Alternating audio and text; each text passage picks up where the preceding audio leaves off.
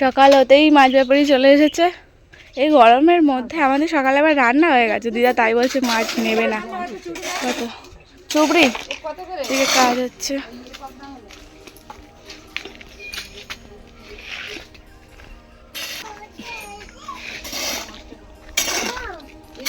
আমার মিঠাই কি করছে দেখো।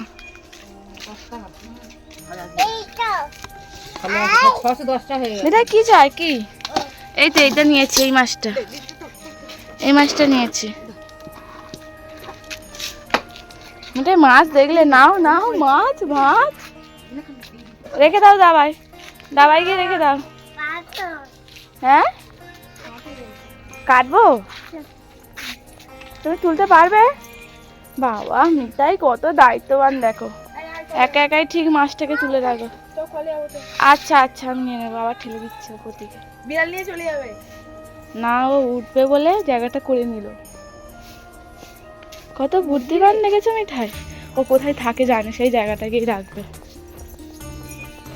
মিঠাই তোমার খাবার হয়ে এসছে তো, এখানে রেখে দাও, আমি নিয়ে নেবো। হ্যাঁ মাছ কেটে দেবো। হ্যাঁ সবাইকে মিতালি মিঠাই লাইভ ব্লগে অনেক ওয়েলকাম। ঘরের সমস্ত কাজগুলো আমি মিঠাই ঘুম থেকে ওঠার আগেই করে নিয়েছিলাম।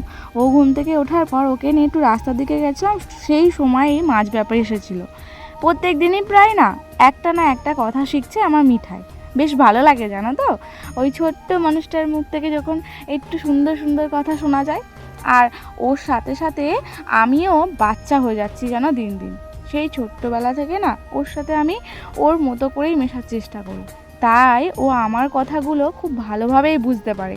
যখন কোনো অন্যায় করে খুব রেগে যায়, তখন একটা ধমকি দিয়ে দিই, বকে দিই, আবার ও ঠিকঠাকভাবে চুপ করে যায়, দুষ্টুমিটা আর করে না। তো ছোটো মানে তো দুষ্টুমি করবেই, এক এক দিন এক এক রকমভাবে ও শিখছে, যেটা দেখেও মনটা ভালো লাগে। ঘরের সমস্ত কাজগুলো প্রায় শেষ হয়ে গেছে, ও এখন ফোন দেখছে। ঘরেতে ফোন চালিয়ে দিয়েছি, বাইরে প্রচণ্ড রোদ, তার জন্য সবজিগুলো কেটে গুছিয়ে দিচ্ছি। সকালে একবার রান্না হয়ে গেছিলো, ভাই কাজে গেছে, দাদু কাজে গেছে, ঘরের তো কাজ হচ্ছে, মিস্ত্রির রয়েছে, তার জন্য বেলার দিকে আবার রান্না করতে হবে। ঠান্ডার সময় একবার রান্না করে নিলে না বেলার দিকে কোনো সমস্যাই থাকে না, কিন্তু এই গরমের সময় সকালের রান্নাটা বেলার দিকে আর ভালো থাকে না। ঘরে রান্নার সবজিগুলো কেটে গুছিয়ে দেওয়ার পর মিস্ত্রিকে টিফিন দেবো বলে সুন্দর করে একটা স্যালাড বানিয়ে নিয়েছিলাম, যেটা আমরা বাড়ির সবাই মিলে খেয়েছি আর মিস্ত্রিকেও দেওয়া হয়েছে। এই যে সবজিগুলো কেটে দিয়েছিলাম, দিদা বললো যে ডাঁটাগুলো আর দুটো দিলে ভালো হয়, তাই দিদা ওটা কেটে গুছিয়ে দিচ্ছে। যুক্তিফল কে চেনো বলো তো? এই সময়টাই একটা বছরে এই একটা সময় যুক্তি ফুলগুলো পাওয়া যায়, তাই আমার দিদা প্রত্যেক দিনই প্রায় যুক্তি ফুল রান্না করছে। অনেকে আবার কাঁকড় ফুল বলেও চেনে।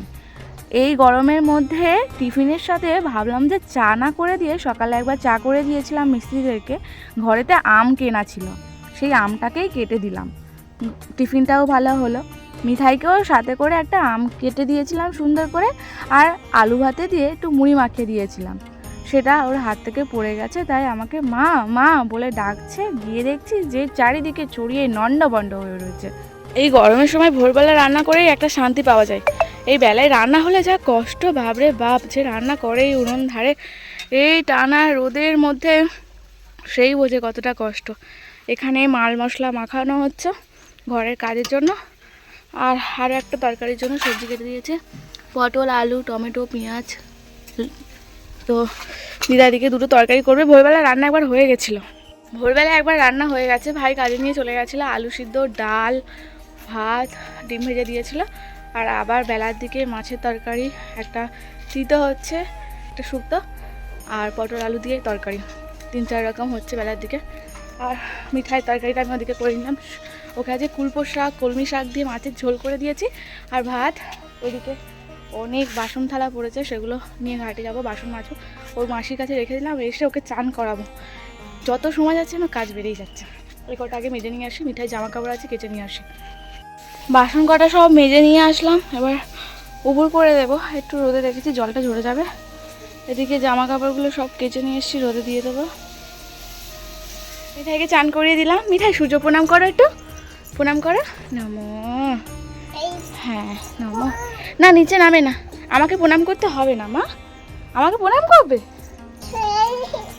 দেখ বাবা, আমার শোনা মা, মিঠাইকে তো চান টান করিয়ে খাই দিয়ে ঘুম পাড়িয়ে দিয়েছি, দুটো ফ্যান চালিয়ে দিয়ে। এত গরম পড়েছে, মেয়ে পুরো একদম ঘেমে স্নান হয়ে যাচ্ছে।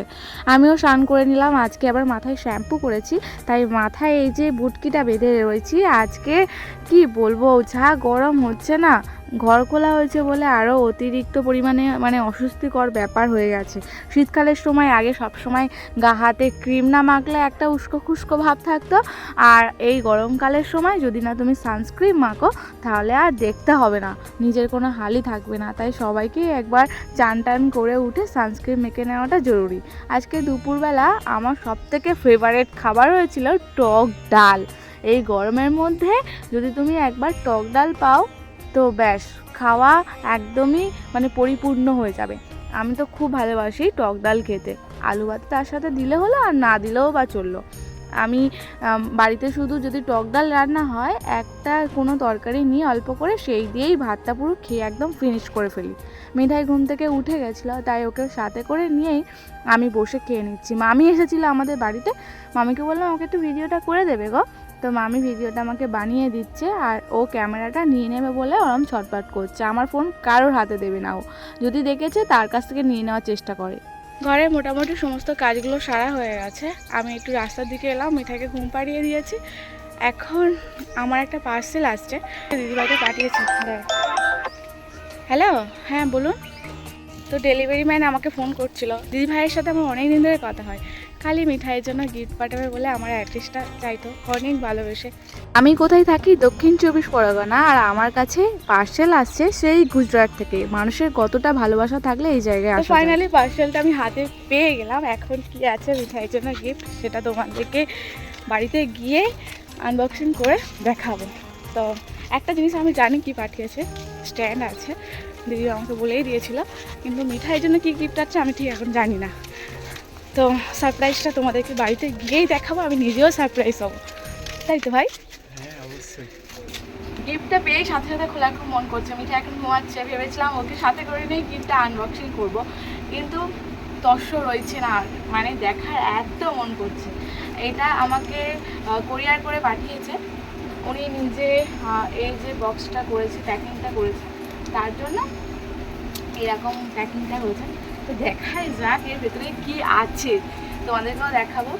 আর এই দিদিভাইটা আমার সাথে সবসময় কথা বলে, আমার প্রত্যেকটা ভিডিওতে কমেন্ট করে, এটা ওনার নাম।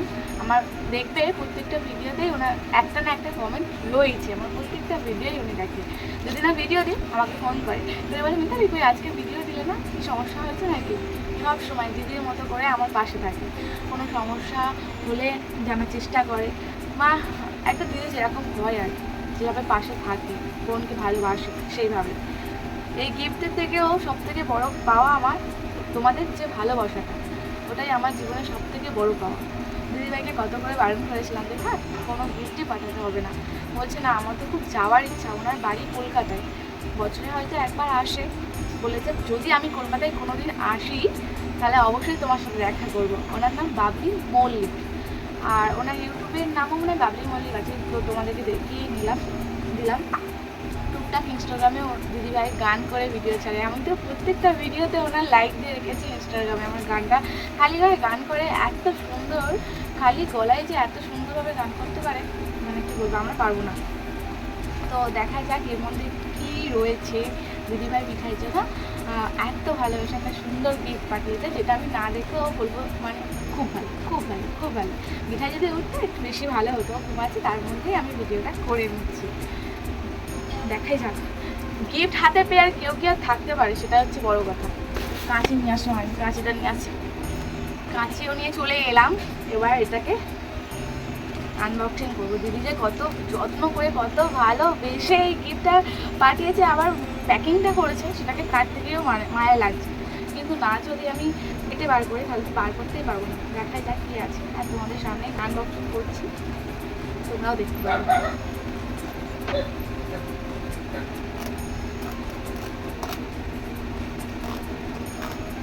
সবে মাত্র গিফটটা দিয়ে গেছে, দিদিভাইকে ফোন করে জানানো হলো না।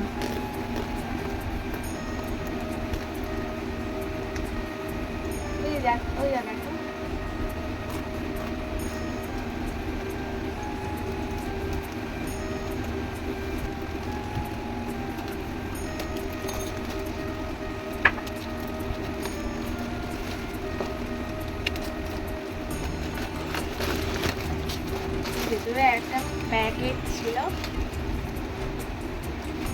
এটা কোনো কাটার প্রয়োজন নেই, এবং একটা ঘিটি দেওয়া যায়, ঘিটিটা ফেললেই হয়।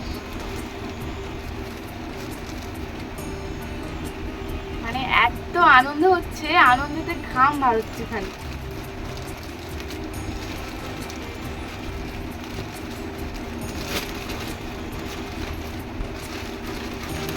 তোমাদেরকে বলে দিয়েছিলাম দিদিভাই আমার জন্য স্ট্যান্ড পাঠাবে, আমার স্ট্যান্ডটা ভেঙে গেছিলো। তো উনি আমার প্রত্যেকটা ভিডিও দেখে বললাম না, তো উনি আমাকে বারবার করে বলেছিল যে তুমি স্ট্যান্ড কিনো না, আমি তোমাকে পাঠাবো। আমার এটা অনেক আশা, অনেক মানে ইচ্ছা, তো পাঠিয়েই দিল।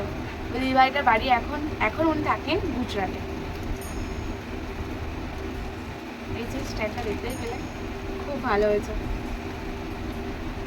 এটা আমার খুবই উপকার দেবে, অনেকটা বড়ও করা যাবে।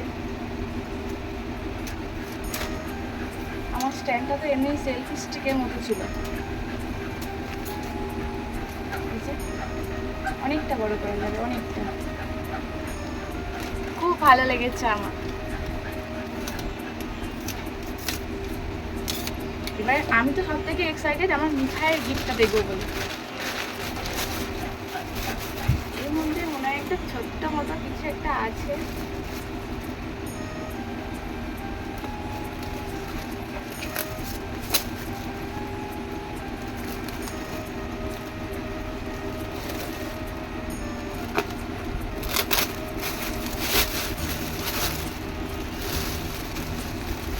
মিঠাইয়ের জন্য একটা সুন্দর সফট টয়। কি সুন্দর দেখো, এই সফট টয়গুলো সত্যি খুব ভালো লাগে। মিঠাইও খুব পছন্দ করবে, সত্যি খুবই সুন্দর, খুবই সুন্দর। থ্যাংক ইউ দিদিভাই, অনেক অনেক ধন্যবাদ। এই দেখো কি সুন্দর একটা dinosaur soft toy, baby dinosaur এটা। কেমন ঘর ছিল আর কেমন হয়ে যাচ্ছে। হ্যাঁ, জানলা পর্যন্ত পুরো গাঁথা হয়ে গেছে। কি মাটি? দেখতে দেখতে 4-5 দিন হয়ে গেল ঘরে কাজ হচ্ছে, প্রায় অনেকটাই কমপ্লিট হয়ে গেছে। দুটো ঘর হবে বলেছিলাম, একটা ঘর দুটো জানলা হয়েছিল, সেটাই আমি বলছিলাম যে দুদিকে জানলাও বসানো হয়ে গেল। এটা স্বপ্ন নয় তো অন্য কিছু, মানে বুঝতেই পারছি না। পাকা ঘর যে হবে সেটাই ভাবতে পারিনি, আবার দুখানা হয়ে যাচ্ছে। আমাদের বাড়ি এখানে অনেক রকম ব্যাপার রয়েছে, যার জন্য এতদিন ধরে পাকা বাড়ি করতে পারা যায়নি। আর এখন হচ্ছে দেখে স্বপ্নই মনে হচ্ছে, তাই এইভাবে বলে ফেললাম। কি দেখবো মা, তুমি ঘুম থেকে উঠে গেলে? তোমাকে একটা আমি জিনিস দেখাবো, তোমার জন্য একটা সারপ্রাইজ আছে। চোখটা বন্ধ করো, চোখটা বন্ধ করে একটা সারপ্রাইজ দেবো। দাদা এই দেখে নিল, দেখে নিল, দেখে নিল। উনো, এটা তোমার জন্য গিফট। ইয়ে, খুশি মিঠাই? তোমাকে পাঠিয়েছে তোমার মাসিমণি। আয় আয়, এ দেখো, ভালো, খুব ভালো। থ্যাংক ইউ বলো। ও নয়, এটা তোমার আর একটা ফ্রেন্ড। হ্যাঁ, এই দেখো ওর ফ্রেন্ডটাকে দেখাচ্ছে, দেখেছো? এটা যেমন তোমার ফ্রেন্ড, আজ থেকে এটাও তোমার ফ্রেন্ড। এই নাকি? না না, তাহলে এটা কে? এটা ভাই, এটা ভাই, ওটাই ফ্রেন্ড। আচ্ছা, ওটা ফ্রেন্ড, এটা তোমার বন্ধু না? এটাও আজকে বন্ধু। হ্যাঁ, এটা আমি খাও। হ্যাঁ, এটাই ভালো মেয়ে, গুড গার্ল, গুড গার্ল। বাবা কি খুশি হয়েছে। না, ও নয়, ওটা ওটা বেবি ডাইনোসর, এটা বেবি ডাইনোসর, বুঝলে? না, ও নয়। মিঠাই দেখো, সবটাইটা পেয়ে ও সবাইকে দেখানোর জন্য যাচ্ছে। কোথায় যাচ্ছে তুমি? ওই ওই ওই, কোথায়? এটা কে দিয়েছে? হ্যাঁ, মা দিয়েছে। হ্যাঁ, বাবালে, এই দেখো। মিঠাই সবটাইটা পেয়ে খুবই খুশি। প্রত্যেক দিন ও এমনি বিকেলবেলা ঘুরতে আসতো ওর জলের বোতলটাকে নিয়ে, আজকে সবটাইটা পেয়ে ওই যে নিয়েছে, আর ছাড়বেই না। একটা হাত খাও সবটাইকে, একটা হামি খাও। এর নাম কি দেবে আজ থেকে? নাম কি দেবে? কি নাম দেবে? এর নাম কি? এর নাম কি দেবে? কই কই? এই দেখ কি দেখবো। রাতের খাবারে প্রত্যেক দিনই আমি রান্না করি, আর আজকে সকালে যেই মাছটা নেওয়া হয়েছিল সেটা দিয়ে বেগুন কেটে নিয়েছি, আলু কেটে নিয়েছি, হালকা করে মাছের ঝাল বানাবো। আর গরম গরম ভাতের সাথে রুটি তো খাওয়া হয়, এখন গরম পড়ে গেছে, সবথেকে ভালো খাবার হয় জল ঢালা ভাত। পেঁয়াজ, টমেটো, মাছগুলো আর একবার করে ভেজেও নিয়েছিলাম। এইদিকে আমি রান্না করছি বলে দাদু আর দিদা মিলে মিঠাইকে সাথে করে নিয়ে বসে রয়েছে। ও দুষ্টুমি করলে দাদু দিদা সামলে নিচ্ছে। আজকে ব্লগটা এখানেই শেষ করলাম। তোমরা আশা করি অনেক ভালো আছো, একটা লাইক করে দিয়ে